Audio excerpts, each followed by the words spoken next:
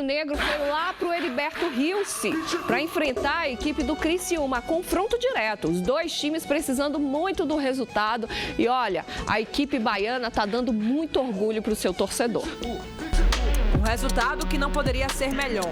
O Vitória derrotou mais um adversário direto e agora respira mais aliviado na luta pela sobrevivência. Sobre o jogo, ele começou com pressão dos donos da casa. Lucas Arcanjo fez essa defesaça na cabeçada de Bolazier. Só que o cenário mudou rápido e com a expulsão de Claudinho, o rubro-negro começou a se impor mais no jogo. E a primeira chance veio logo na cobrança de falta.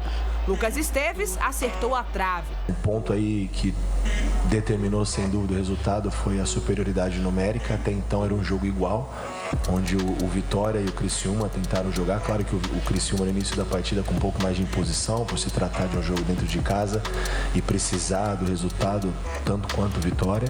Foi uma partida de pouca criatividade. Os goleiros quase não trabalharam. Além da defesa de Arcanjo, nada que assustasse. E o primeiro tempo acabou em 0-0.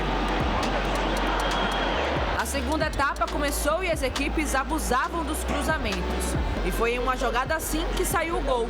Mateuzinho cobrou o escanteio e Janderson desviou para tirar o 0 do placar. O Leão quase chegou ao segundo gol, mas Mateuzinho e Alejandro desperdiçaram as oportunidades. O Criciúma tentou empate até o final, só que o placar não mudou mais e o rubro-negro conquistou os 3 pontos. A equipe subiu para a 12ª colocação e agora vai até o Rio para enfrentar o líder Botafogo. Contas, né? Acho que todo mundo faz muita conta nesse momento. A gente está muito próximo do objetivo maior, que é salvar o ano do Vitória. Tendo visto como nós iniciamos a Série A e como nós estamos terminando, a gente tem que agradecer muito a Deus, ao nosso torcedor, a esses atletas, ao nosso compromisso. Mas seguimos, né? Página virada, agora nós temos um jogo muito difícil contra o Botafogo e a gente precisa seguir pontuando. Vitória conseguindo alcançar o seu objetivo, que era a manutenção na Série A. Obviamente não está ainda, né, cravado, mas está muito mais distante da zona de rebaixamento. Por exemplo, na próxima rodada, mesmo com uma derrota, né, que sai. O torcedor, obviamente, não quer que isso aconteça, ele não entra na zona. Isso aí já é muito importante para esse momento que está ali, né, de mudança. Você vê, o Corinthians fugiu, o Atlético Paraná venceu de novo, então tem que tomar cuidado mesmo. Pois é, Vitória está completamente protegido. Daí está demais hoje. Mas é verdade, Ju, e esse jogo compensou a derrota que ele teve em casa com o Corinthians. Também era um jogo de 6 pontos. Mas o Vitória está sendo efetivo, está sendo competente. Não são partidas brilhantes, mas isso é o que menos importa. O resultado é o mais importante. E eu agora tenho maior tranquilidade, porque faltam 4 jogos dificílimos.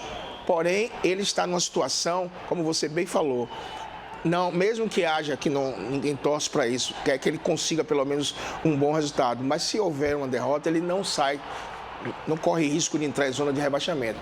Parabenizar o Carpini. Muita gente no início, precipitadamente, fez um julgamento precoce. Ele tem muito a ver, ou quase não, o gestor da equipe é o treinador.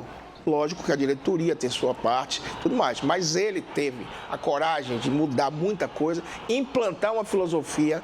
Hoje, todos sabem escalar a equipe do Vitória. É o padrão de jogo definido e joga com vontade e determinação. Não foi um grande jogo, pouco importa.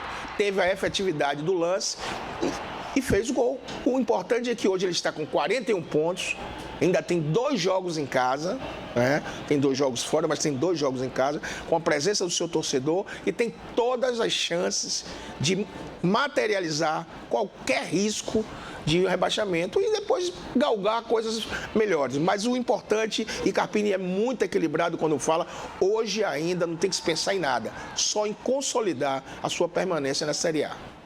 Eu acho que o segundo turno aí fala tudo o que foi realmente o Vitória, né? Depois de passar o primeiro turno naquele sofrimento e todo mundo já contando com rebaixamento, e o time deu uma resposta dentro de campo e o seu treinador também com muita inteligência.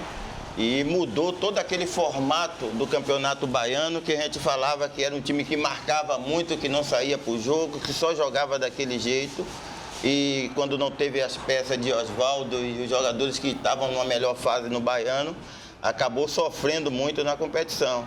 E a gente vê, como eu sempre falei também, precisa se reunir para poder se fechar com quem ele pode realmente contar, com quem tem condições de fazer o que ele quer. E ele achou essas peças, achou a forma de jogar. E os jogadores que, em termos de empenho, de garra e de determinação, o Vitória tinha antes, mas não se encontrava dentro do campo. E ele conseguiu conciliar a forma de jogar com essa vontade, com jogo após jogo, e realmente foi uma resposta maravilhosa no segundo turno. Um segundo turno brilhante de uma atuação em uma segunda janela efetiva, Roberto e Zé. A segunda janela do Vitória, para o Vitória, foi espetacular. Porque na segunda janela você traz um Neres, você traz um Edu, Felipe Machado, Mosquito, Carlos Eduardo. Mudaram a história do Vitória.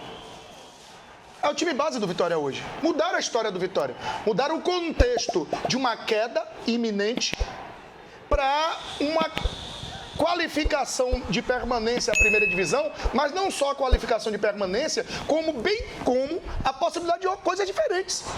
Não só permanecer, estar ali sendo um número, mas ser um postulante a uma competição internacional. Porque a segunda janela do Vitória foi efetiva. Porque o treinador foi efetivo. Porque o elenco foi efetivo. Quando quer, todos querem, dá certo. Todos querem, dá certo.